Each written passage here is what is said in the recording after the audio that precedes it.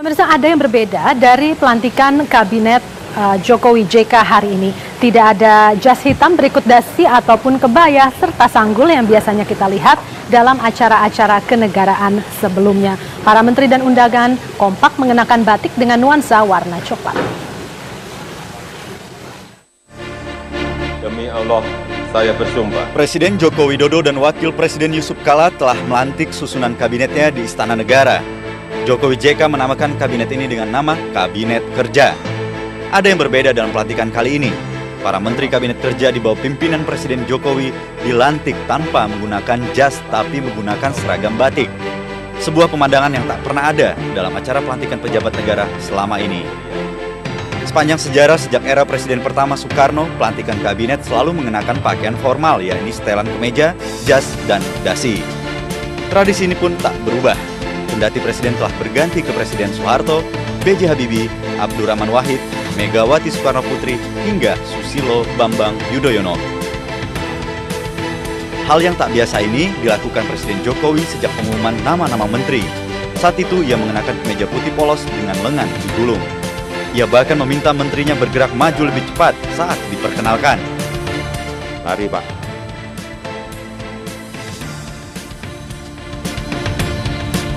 Cara berbusana tim Jokowi dan gaya komunikasinya ini dianggap menyimbolkan sikap siap bekerja.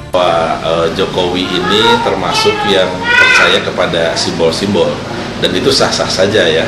Nah, dalam konteks kemarin pada saat pengumuman kabinet ya, itu kan menggunakan baju putih, kemudian lengan digulung. Pertama ingin menunjukkan putih sebagai warna yang suci dan kemudian ingin berniat untuk bekerja.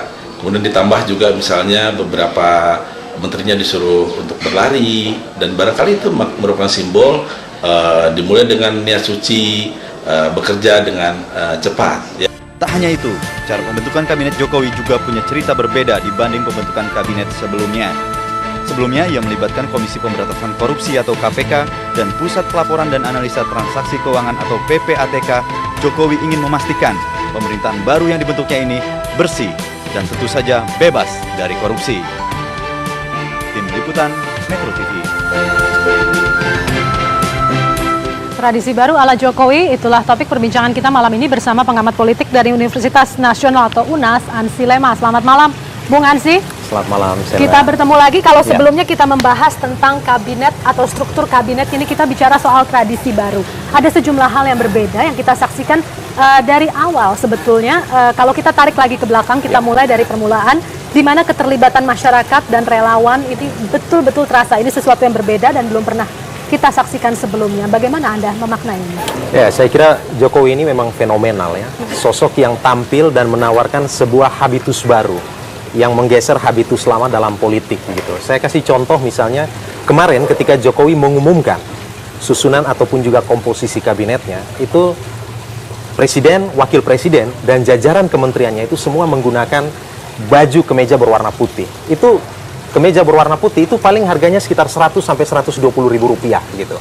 Nah, ini sesuatu yang tidak lazim gitu.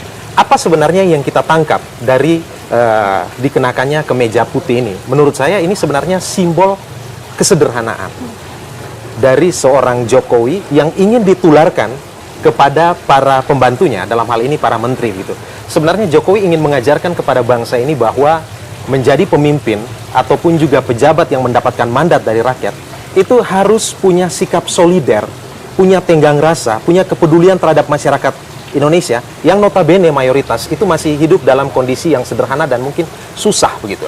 Karena itu Jokowi ingin menghadirkan sosoknya sebagai bagian dari masyarakat yang juga hidup dalam kondisi yang mungkin harus dibenahi, harus diperbarui tingkat kualitas kehidupannya begitu. Saya kira itu mungkin poin yang pertama. Poin yang kedua, pemilihan warna putih. Warna putih ini kan kalau kita biasanya waktu dulu di sekolah, merah berarti berani, putih berarti suci. Putih juga berarti itu bersih, polos, tulus. Mungkin Jokowi ingin menampilkan sebuah kabinet yang memang bersih dari katakanlah praktek-praktek KKN. Sebuah kabinet yang juga mungkin tulus untuk mendedikasikan dirinya sebagai pelayan masyarakat, sebagai pelayan publik. Ingat, pemimpin atau pejabat itu bukan tuan, tetapi mereka sebenarnya kasarnya istilah saya itu adalah hamba yang sebenarnya harus memberikan pelayanan dalam bentuk public service yang prima kepada masyarakat. Dan yang terakhir, Jokowi dan juga jajarannya itu seperti Selda dan juga saya itu lengan bajunya digulung. Ini sebenarnya simbol bahwa Jokowi ingin mengatakan bahwa pemerintahannya ini bukan suatu pemerintahan yang hanya mau terjebak pada lip service, pencitraan semata, tetapi pemerintahan yang berani turun tangan, Menyingsingkan lengan baju. menyingsingkan begitu ya? lengan baju untuk mencari solusi. Dan solusinya itu kemarin, itu para menteri disuruh berlari. Berlari. Maksudnya apa? Solusinya jangan lelet, harus cepat. Jadi sebenarnya kalau kita menangkap pesan-pesan simbolik yang disampaikan oleh Jokowi, sebenarnya Jokowi tengah melakukan sebuah penularan virus tentang bagaimana membangun sebuah kultur politik di Indonesia. Dan juga Jokowi ingin mendidik para menterinya untuk kemudian mengikuti apa yang menjadi karakter kepemimpinan dari seorang Presiden Joko Widodo. Ada penelpon Bung Asil sudah bergabung, kita dengarkan dulu pendapatnya. Selamat malam. Halo, selamat malam. Iya, Selamat malam Pak Ade, silahkan. iya terima kasih Mbak. Sangat bangga melihat pelantikan dari menteri-menteri Bapak Jokowi dan Yusuf Kala. Sungguh terharu, beliau berangkat dari keinginan untuk memberikan yang terbaik untuk Indonesia. Alhamdulillah saya ucapkan selamat bekerja, selamat bekerja untuk rakyat. Semoga apa yang dicita-citakan rakyat Indonesia secara keseluruhan dapat tercapai.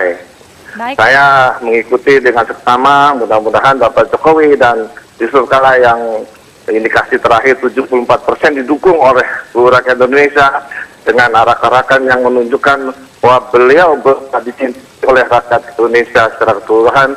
Alhamdulillah, semoga Allah Subhanahu wa Ta'ala dapat memberikan yang terbaik bagi keseluruhan rakyat Indonesia.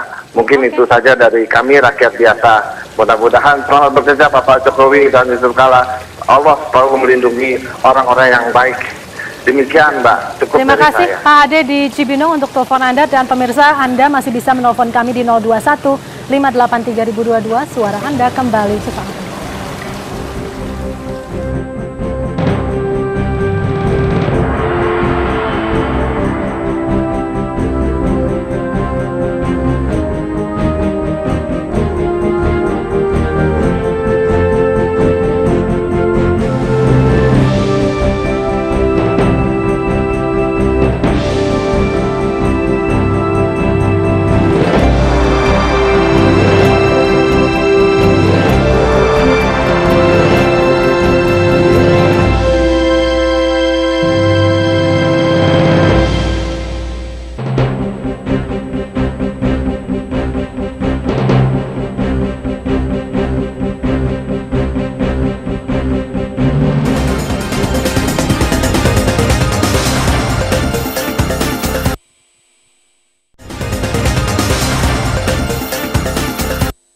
Harapan saya sama seperti harapan seluruh warga Indonesia ya. Harapannya adalah seluruh menteri di kabinet kerja Jokowi JK tidak ada yang tersangkut kasus korupsi dan bisa memajukan negara Indonesia ini menjadi yang lebih baik lagi dibanding negara-negara berkembang lainnya. Semoga menteri-menteri ini dapat menjalankan tugasnya dengan sebaik-baiknya, memang benar-benar sudah kompeten di bidangnya. Supaya kabinet kerja ini bisa merubah Indonesia menjadi lebih baik lagi. Harapannya yang pertama dibereskan internalnya dulu, karena itu yang paling penting, internalnya, korupsinya, segala macam kolusi dan segala macam. Untuk ke rakyatnya sebenarnya kita nggak bisa berharap banyak dalam waktu 5 tahun ya. Cuman semoga ada perubahan signifikan terutama di bagian pendidikan.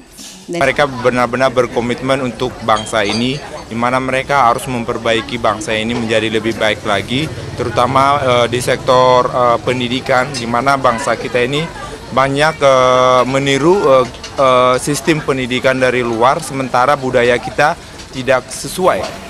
Ya, tradisi baru ala Kabinet Jokowi itu yang sedang kami bahas malam hari ini. Kami mengundang Anda untuk menelpon di 02158 3022. Bung Ansi, tadi ada pengamat yang mengatakan di awal tadi bahwa Jokowi memang senang dengan simbol-simbol. Dan simbol-simbol itu sudah kita saksikan sejak awal dalam berbagai hal begitu sampai dengan siang tadi juga. Apakah menurut Anda ini hanyalah sebatas simbol ataukah memang kita punya harapan bahwa simbol-simbol ini akan terrealisasi? Ya, saya kira kalau membaca Jokowi itu bukan kita membaca Jokowi pada saat beliau menjadi Presiden Republik Indonesia.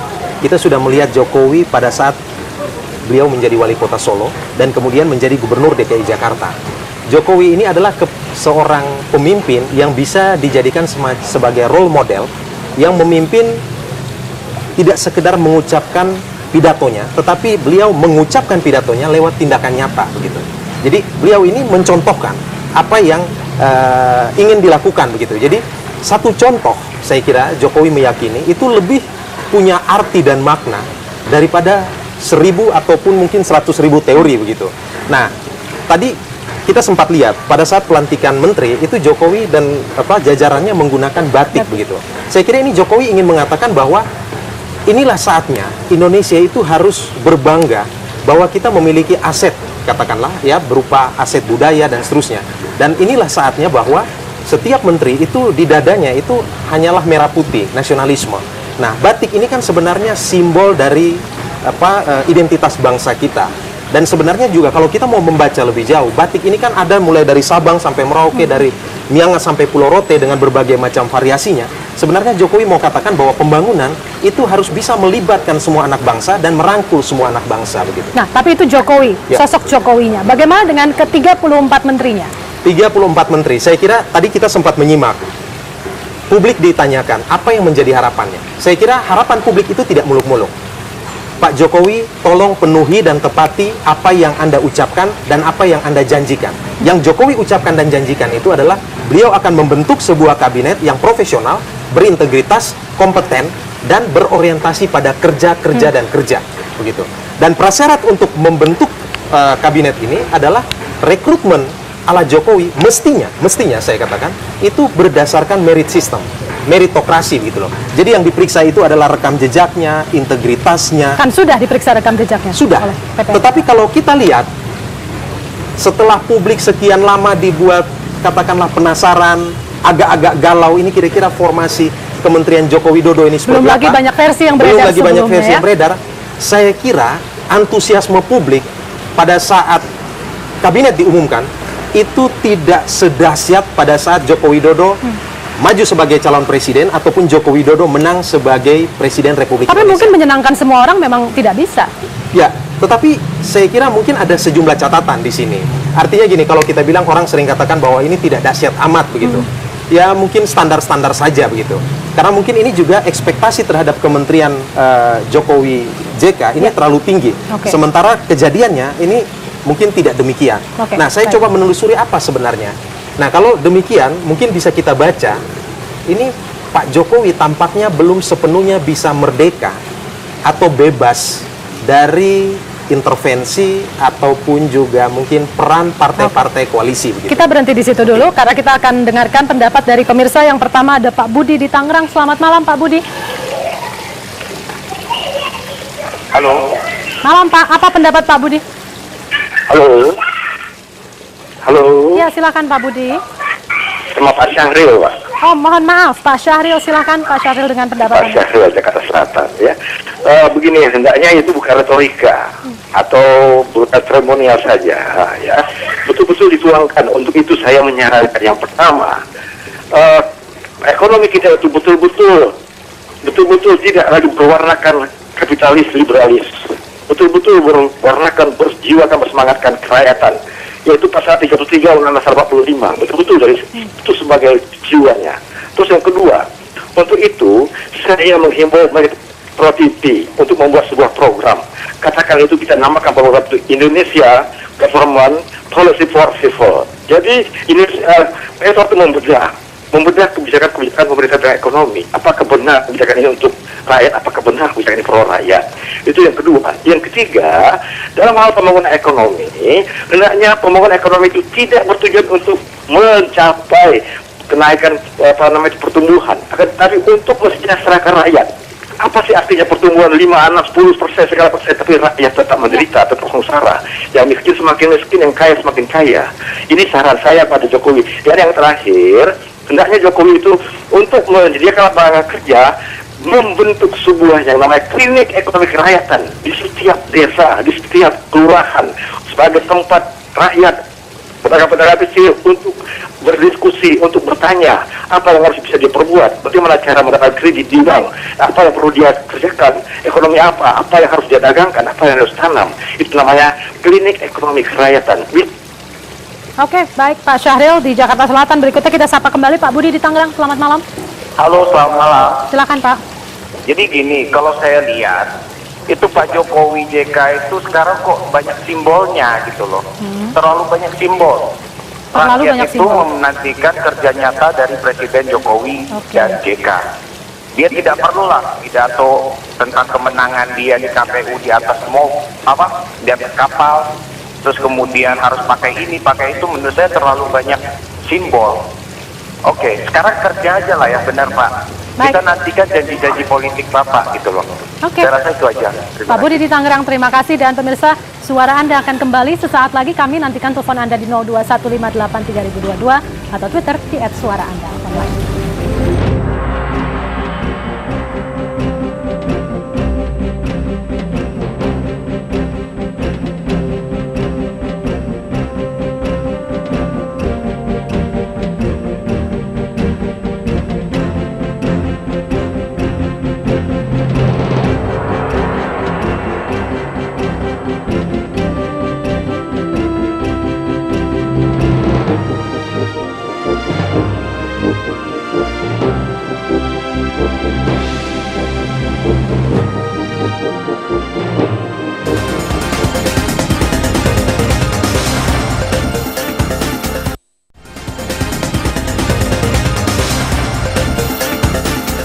Anda menyaksikan suara Anda. Kembali kita lanjutkan perbincangan bersama pengamat politik Ansi Lema. Bung Ansi, tadi sebelum kita jeda Pak Budi di Tangerang mengatakan begini, bahwa sudahlah ini terlalu banyak simbol-simbol, yang penting sekarang kerjanya saja. Kerjanya yang mana? Itu yang dinantikan oleh rakyat. Saya kira itu sangat wajar ya dipertanyakan oleh rakyat seperti Pak Budi, karena Pak Jokowi menjanjikan bahwa beliau akan melakukan kerja.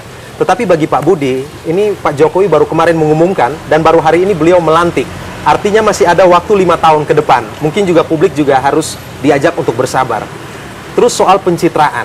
Saya kira pencitraan itu biasanya tindakan yang tidak otentik, yang tidak asli, yang sifatnya hipokrit dan biasanya dilakukan hanya sesekali. Nah, kalau Joko Widodo itu sejak dari wali kota Solo, gubernur Jakarta, dan kemudian Presiden Republik Indonesia, itu apa yang dilakukan dari hari ke hari, ya seperti itu begitu loh. Nah, apakah pencitraan itu bisa dilakukan secara terus-menerus? Menurut saya, sesuatu yang dilakukan secara terus-menerus, itu lebih kita bisa artikan sebagai sebuah habit, sebuah kebiasaan, atau bahkan merupakan karakter dari seorang Joko Widodo begitu loh. Tapi saya kira mungkin mengakhiri diskusi kita malam hari ini, saya kira Pak Jokowi itu juga harus tetap memberikan hati, memasang telinga untuk terus mendengarkan apa yang menjadi aspirasi masyarakat Indonesia. Bahwa masyarakat hanya ingin bahwa tolong buktikan bahwa Pak Jokowi kerja begitu loh. Dengan harapan yang sudah sedemikian tinggi, ekspektasi yang demikian tinggi, memulainya dari mana? Memulainya begini, saya kira Pak Jokowi itu harus memberikan tanggung jawab berupa beban target kepada setiap kementerian. Misalnya dalam tempo waktu 100 hari atau 3 bulan ke depan, itu setiap kementerian harus membereskan minimal 3 persoalan ya dari setiap kementerian. Apa akar masalahnya, kira-kira apa solusi yang harusnya ditawarkan. Nah, setelah itu Pak Joko Widodo harus memberikan evaluasi. Dan masyarakat, sebagai masyarakat yang sudah terdidik, masyarakat yang masuk dalam era demokratisasi, ini juga harus melakukan proses pengawasan. Sehingga kemudian kabinet ini juga terus-menerus akan didorong untuk bekerja, menampilkan sosoknya sebagai pelayan yang memang betul-betul dan betul-betul bekerja untuk rakyat begitu ya. Betul-betul bekerja untuk Baik, Bung Ansi Lema, waktu sudah habis, namun terima kasih untuk kehadiran Anda. Selamat malam, dan pemirsa, itulah akhir dari Suara Anda malam ini. Terima kasih Anda telah bersama kami. Tentunya suara Anda kembali lagi untuk Anda besok malam. Sampai jumpa.